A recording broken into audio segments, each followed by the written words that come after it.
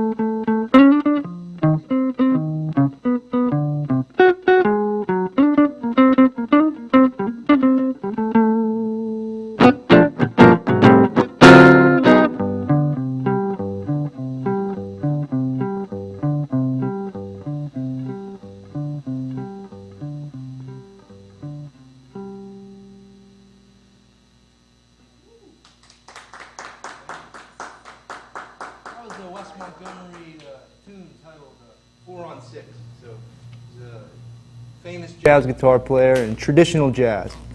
So I'm going to perform for you another song called Israel. It's a John Carisi tune, better known by Bill Evans performing. But this is a solo version on guitar.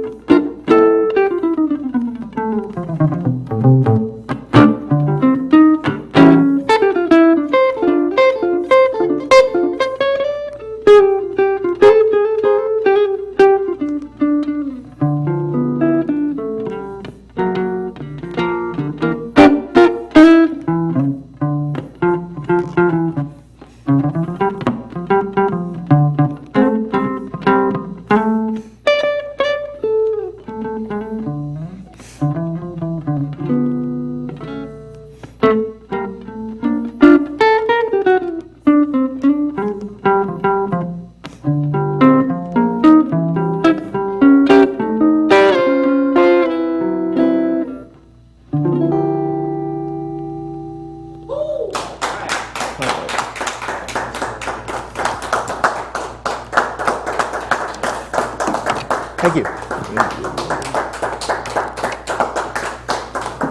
Bring this with me. Yeah. All right. All right. Mr. Aaron Lewinter. Thank you, thank you. Thank you. I had to have him on my show. He was one of my best students when I was teaching him how to play. So, actually, he teaches guitar. So if you wanna take guitar lessons, any age, right? All ages. All ages. I have students at 7 years old to all the way into their midlife. Okay, so if you want to learn how to play the guitar, check out his information credits at the end of the show and give him a call for more information. So now, how long have you been playing the guitar? I've been playing since I was 10 years old. 10. 10 years old. And you what, 15 now? Yeah. Nah, I'm 24 years old now. 24? So, yeah, a little bit okay. more than 15, but. So now, all right, now this looks like a, what you call them, the Violin? acoustic. I wasn't gonna say violin. An acoustic guitar. Correct. Right, but it's actually electric guitar. Correct. Right. Now, now this don't look like the regular electric guitars. So what's the difference? This has a history to it. Originally in big band music in the 1940s, they played these big boxes. So they called them hollow body guitars. It's because they are hollow inside. There's a F-hole, much like a violin, classical instrument. Now this particular guitar did not come with any pickup amplification. Somebody modified it. So it's perfect for me to replicate that traditional jazz sound and still have a great acoustic sound. You know, I can still. Oh, you can play it without electric. Absolutely, yeah. Now this is what's the name had a guitar like this, like B.B. King, didn't he? Yeah. He had a guitar. All the like greats. that. George Benson, a Pittsburgh legend. Yeah, George Benson. I like one song he had. That was it. One song. Yeah, he only had like one good song, but Breezin'. it was good, huh? Breezin'. No, that wasn't it. Okay. I forgot the name of it, but George Benson was good. He was good. Now this got 6 strings. Now I heard it was like the lead guitar, the rhythm guitar, bass guitar. Now which one would this be considered? I think that depends on the person who's playing it, and in every situation, setting of what other instrumentation you're in. Okay. So anywhere you're going and you're playing with other musicians, you have to fit the bill. You have to fit and adapt. So sometimes you'll be lead in front, sometimes you'll be supporting a singer. So you'll hang back, play chords. Now you have 6 strings. You play all 6 when you're playing lead, rhythm, or just the bass. You can play all 6, and it's amazing. That's in many strings to be thinking about at once. And kind of like a piano, everything's going on one. You have to kind of adapt here. Pianos, it's a different kind of instrument. Now, like each string is a different note, Correct. or is it all right? Like this bottom string is what note? This bottom string is E, and here, I'll tell you this, the lowest string is also E. So it's 2 octaves above or below. They're the same note. Same note, just different octaves, different range. Now when you do your hand, when you be like this with your hand, and that changes the note. Absolutely. Okay. So What I do is I press on the frets. Every metal fret moving up creates a new note.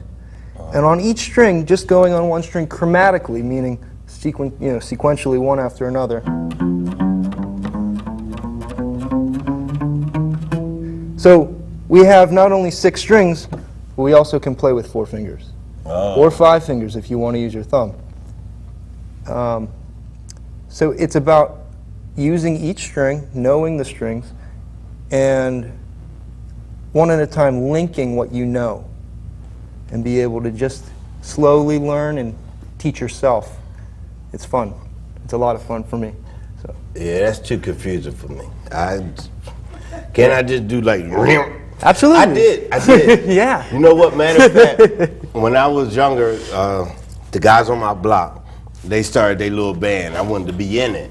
Okay. And he told me that, you know, because I had long fingers, that I should play the bass guitar with the 4 strings, right? Yeah. So I said, all right, let me try that. I went and got me a bass guitar teacher, and I took 1 lesson. He showed me how to do this, like you hit this thing and go, Oh yeah. and that was it. That's all I need to know. That's fine. Man. Yeah, you're cool. Because I was sitting there, I'd be like, listen to this, baby. So you're like, oh, you good. You good. Oh yeah. That'll get you the gig. Yeah. All right, so, well, all right, what else do you want to tell us about guitar playing? And like, now how long did it take you to learn? Now, can you read notes? You read notes? Read music. I studied at Berklee College of Music in Boston, which is in Massachusetts. Not Berkeley, California, but it's Berkeley, Massachusetts. I was thinking California. Yeah. So we're East Coast. Now it's really known as a guitar school, and it's excellent breeding grounds. But I learned, that was where I went to school, but I was a traditional jazz. I fell in love with it at middle school. In my school band, my teacher never had a guitar player, never let anybody play guitar, because guitar players don't usually read music. Yeah. And that's the thing that I started to find my flaws and my abilities. My background is violin, so I took it from there. And I'll tell you what, a lot of it, some people learn notes, and some people learn from auditory, listening. Yeah. So you have to learn from both. And you have to learn from every kind of way you can that works for you. And playing to the record is my favorite thing. Listening to the record, playing with it, playing it back over and over again, loving it, falling in love with it until you actually can. Every teacher I've ever had or every record I've ever listened to, I kind of thought of it by learning by osmosis. You're with it so much that it becomes you. And it's really interesting. Now, for my younger audiences out there, for my younger viewers, a record is a vinyl thing that was black, and we played it on a record player. Okay, that's just, you know, some of them might not even know what a record is. But all right, so like you could play a record and listen to it maybe twice and then start playing it. Well, I play with the record as I'm listening to it. Maybe I'll listen to it and sing to it. Because if it's in your head, you have more feeling, you're more comfortable with what it is, and then eventually bring it to the instrument. And you'll learn that you can use your ear. So you find the note, and then you can use that as a basis to go to the next note. Okay. And then just make it simple. So basically, I can't play because I'm like tone deaf, so I couldn't do it. Well, that's not true. Sometimes we have a thing called drum playing. So at first we have a thing, maybe you would play notes. But let's take notes out of the equation and just put your hand over here without pressing any notes down, and you go.